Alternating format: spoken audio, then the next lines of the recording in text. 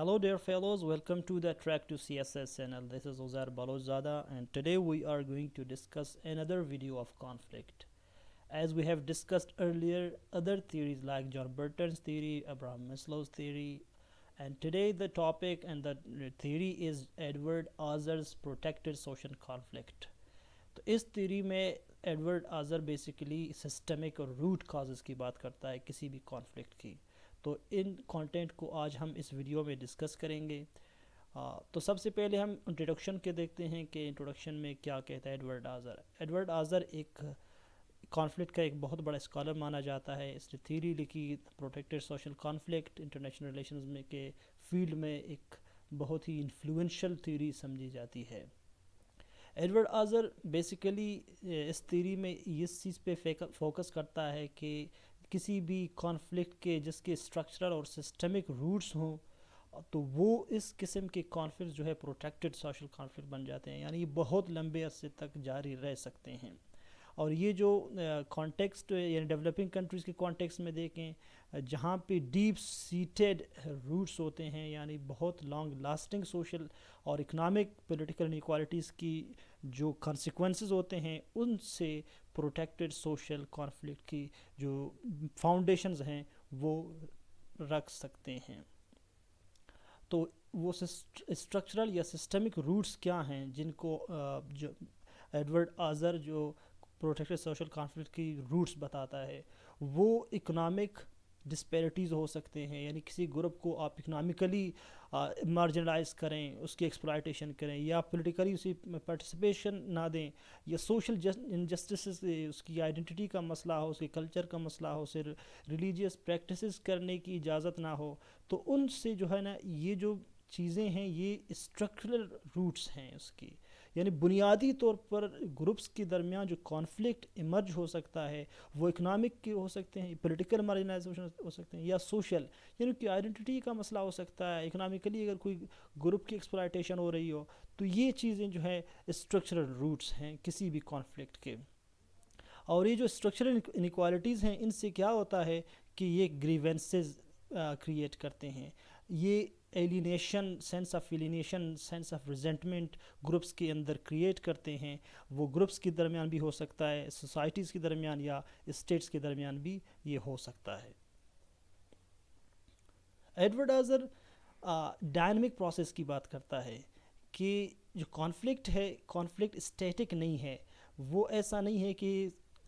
Conflict جو ہے ایک ہی فیس میں, ایک ہی انٹینسٹی میں وہ کنٹینیو رہے. وہ کہتا ہے کہ جو کانفلکٹ ہے وہ ہمیشہ چینج ہوتا رہتا ہے, یعنی اس کی جو انٹینسٹی ہے وہ ایکٹرز کے درمیان جس نیچر کی انٹریکشن ہوتی ہے اس انٹریکشن کے چینج کے ساتھ اس کانفلکٹ کی انٹینسٹی اور سیویریٹی میں بھی چینج آتی ہے. یعنی اگر اس جو سوشل انٹریکشن ہے پارٹیز کے درمیان, پولیٹیکل انٹریکشن ہے یا اکنامک جو ہے انٹریکشن ہے ان کے درمیان, اگر یہ چینج ہوتے ہیں تو کانفلکٹ کے نیچر میں, کانفلکٹ کے انٹینسٹی میں بھی اسی طرح چینج آتا رہتا ہے. اور کانفلکٹ اسکیلیٹ بھی ہو سکتے ہیں اور ڈی اسکیلیٹ بھی ہو سکتے ہیں, یعنی ایرپٹ ہو سکتے ہیں اور کبھی یہ نارمل بھی آ سکتے ہیں. اور اس کی پیچھے فیکٹرز کیا ہو سکتے ہیں, یعنی اگر دو پارٹیز کے درمیان کانفلکٹ ہے تو اگر لیڈرشپ کی چینج آئے یا ایکسٹرنل ایک تیسرے پاور کی انٹرونشن ہو, یا پاور شفٹ ایک گروپ سے دوسرے گروپ کے درمیان, یعنی جو پاور ریلیشن ہے وہ شفٹ ہو جائے, تو جو کانفلکٹ ہے اس کے اسکیلیشن اور ڈی اسکیلیشن میں بھی چینج آ سکتا ہے. For example U S 20 years تک افغانستان میں وہاں پہ اس نے جنگ لڑی, لیکن جب یو ایس کے اندر ٹرمپ کی لیڈرشپ آئی, یعنی جو پولیٹیکل کانٹیکسٹ ہے جب وہ چینج ہو گئی تو جو کانفلکٹ کی اسکیلیشن ہے یا اس کی جو نیچر تھی وہ بھی بدل گئی, اور یو ایس نے پھر ودڈرال کی افغانستان سے, کیونکہ وہاں پہ جو پاور ریلیشن یا جو لیڈرشپ کی چینج تھی جب وہ اکر ہو گئی تو ڈائنامک بھی چینج ہو گئے کانفلکٹ کے. اور اس کے ساتھ ایڈورڈ آزر یہ کہتا ہے کہ کانفلکٹ جو ہے صرف دو پارٹیز کے درمیان نہیں ہوتا, یعنی صرف ایسا نہیں ہے کہ دو اپوزنگ پارٹیز ایک دوسرے کے خلاف کانفلکٹ میں انوالو ہوں, بلکہ اس کانفلکٹ کے اندر بہت سے ایکٹرز کی پارٹیسپیشن ہو سکتی ہے. یعنی یہ پاسبل ہے. یعنی کہ یہاں پہ اگر ہم دیکھیں کہ رشیا اور یوکرین وار ہے، ہمیں بظاہر لگتا ہے کہ دو ملکوں کے درمیان ہے، لیکن آپ دیکھ سکتے ہیں کہ رشیا کی طرف چائنا ہے اور دوسرے چھوٹے اسٹیٹس ہیں، اور یوکرین کی طرف ویسٹ ہے، امریکہ ہے۔ یعنی جو کانفلکٹ ہے وہ صرف دو اپوزنگ پارٹیز کے درمیان نہیں ہے، بلکہ اور بھی اسٹیٹ ہیں اور بھی ایکٹرز ہیں جو کہ اس کانفلکٹ میں انوالو ہیں۔ اسی طرح یمن کی اگر ہم دیکھ لیں کیس، تو یمن میں بھی ایسا ہے، یمن میں حوثیز اور گورنمنٹ کے درمیان ایک کانفلکٹ جاری ہے، لیکن ہم دیکھ سکتے ہیں کہ اس میں سعودی اور یو ایس اے کی بہت بڑی انٹرونشن ہے، یا اس کے اندر جو پارٹیسپیشن اور انوالومنٹ ہے۔ تو یہ صرف دو پارٹیز کے درمیان نہیں ہے، جس طرح کہ ایڈورڈ آزر کہتا ہے۔ یہاں پہ جو تھرڈ پارٹی ہے وہ کوئی گورنمنٹ بھی ہو سکتی ہے، جیسے کہ یمن اور رشین یوکرین کا جو مسئلہ ہے اس میں گورنمنٹس انوالو ہیں، ریبل گروپس بھی ہو سکتے ہیں، ریلیجیس کوئی کمیونٹی بھی ہو سکتی ہے، یا انٹرنیشنل آرگنائزیشن بھی ہو سکتے ہیں، کسی کانفلکٹ کے اندر وہ انوالو ہو سکتے ہیں، جس طرح کہ پاکستان اور انڈیا کے جو واٹر ایشوز تھے وہ ورلڈ بینک نے سولو کروائے، تو یہ تھرڈ پارٹی تھی۔ تو جب اس طرح کی انٹریکشنز کانفلکٹ کے اندر انوالو ہو جاتے ہیں تو کانفلکٹ کے جو ڈائنامکس ہیں وہ بھی چینج ہوتے ہیں۔ جو سب سے امپورٹنٹ چیز ہے، جو سمری بلکہ کریکس ہے protected social conflict theory Edward Azar کی، وہ تین فیکٹرز ہیں جن کی بنیاد پر وہ کسی کانفلکٹ کو پروٹیکٹڈ سوشل کانفلکٹ کہتا ہے، یعنی وہ long lasting deep seated roots کی جو کانفلکٹ ہوتے ہیں جو کہ اسے ایک لمبے عرصے تک چلا سکتے ہیں، ان کی وہ بات کرتا ہے۔ تو سب سے پہلے کہتا ہے کہ جو کہ سب سے زیادہ امپورٹنٹ ہیں، جو سب سے زیادہ فنڈامنٹل ہیں، وہ کمیونٹل فیکٹر ہے۔ یعنی اگر کسی گروپ کی کمیونل ایلیمنٹ کے ساتھ اگر وہ کانفلکٹ جاری ہو تو وہ کانفلکٹ زیادہ انٹینسٹی اس کی جو ہوتی ہے وہ پروٹیکٹڈ زیادہ ہوتی ہے۔ فار ایگزامپل اب کمیونل کیا ہے کہ اس میں اس کی ایتھنک آئیڈنٹی ہو، یعنی بیسک چیز جو آئیڈنٹی ہے، اگر ایک گروپ اپنی آئیڈنٹی کے لیے کسی دوسرے گروپ یا کسی اسٹیٹ یا کسی سوسائٹی کے خلاف اگر لڑ رہی ہو، یعنی کانفلکٹ اس کی ہو، تو وہ بہت زیادہ انٹینس کائنڈ آف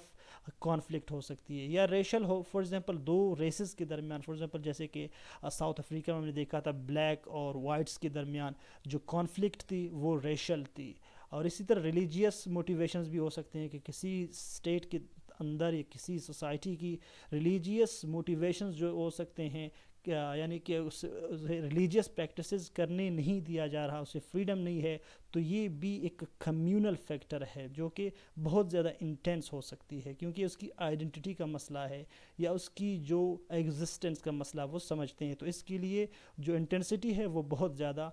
ہائی ہو سکتا ہے۔ جس طرح کہ ہم پیلسٹائن اور اسرائیل کے کیس میں دیکھ سکتے ہیں کہ وہاں پہ جو مسئلہ ہے پیلسٹینینز کا، وہ 1947-48 سے لے کر آج تک وہ لڑ رہے ہیں، وہ اپنی آئیڈنٹی کے لیے لڑ رہے ہیں، یعنی اپنی ایتھنیسٹی جو ان کی ہے وہ اس کے لیے لڑ رہے ہیں۔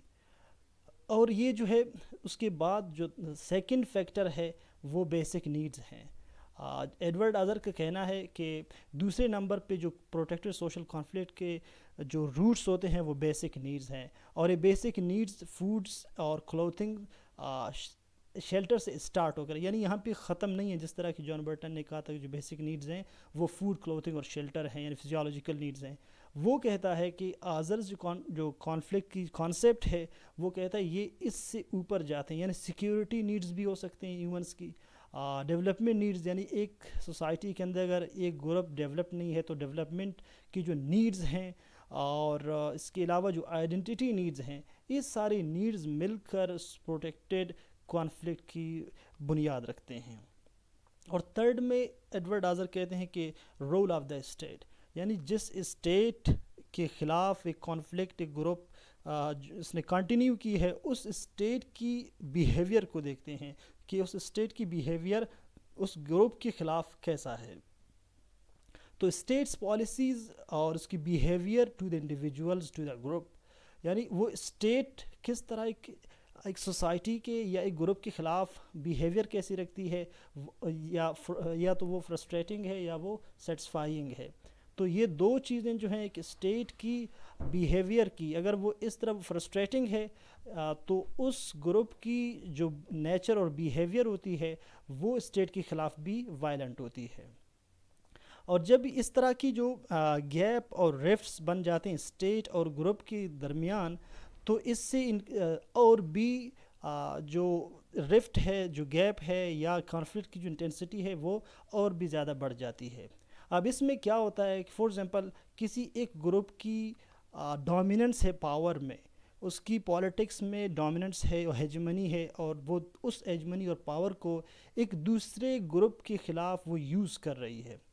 چاہے وہ ریلیجیس پاور ہو یا جو ہے ایتھنک اس کی ڈومیننس ہو۔ جب اس طرح کی بیہیویئر ایک اسٹیٹ کو ڈرائیو کرتے ہیں ایک دوسرے گروپ کے خلاف، ایک ایتھنیسٹی کے خلاف، تو وہ ایتھنیسٹی جب کانفلکٹ کے میں انوالو ہوتا ہے تو وہ اسے پروٹیکٹڈ کانفلکٹ کی طرف ڈرائیو کرتی ہے۔ اور اس کے ساتھ وہ صرف کانفلکٹ جو پروٹیکٹڈنس ہے اس پہ بات نہیں کرتا، بلکہ وہ اس کے ساتھ ٹرانسفارمیشنل اپروچ کی بھی بات کرتا ہے کہ کانفلکٹ کو کیسے ریزولو کیا جا سکتا ہے۔ تو وہ یہ کہتا ہے کہ سب سے پہلے اس کی جو روٹس ہیں اور ڈائنمکس ہیں پروٹیکٹڈ کانفلکٹ کے، ان کو دیکھنا ہے۔ اس کے بعد جو اس کی ٹرانسفارمیٹیو پروسیس ہے تو وہ ریزولوشن کے لیے جو ہے اس پہ کام کیا جا سکتا ہے، کہ سب سے پہلے وہ جو اسٹرکچرل یعنی انڈرلائنگ اسٹرکچرل جو انیکوالٹیز ہیں ان کو فائنڈ آؤٹ کرنا ہے۔ اس کے ساتھ جو ہے پھر ایک انکلوسیو گورننس یا پروموٹنگ ریکنسیلیشن اور building sustainable peace through dialogue and negotiations. جب اس طرح کے میکینزم ایک اسٹیٹ کی طرف سے یا ایک گروپ کی طرف سے جب اس طرح کے میکینزم اسٹارٹ ہو سکتے ہیں تو پھر جو کانفلکٹ ہے وہ بھی ریزولوشن کی طرف آ سکتی ہے۔ تو آج کے لیے اتنا ہی،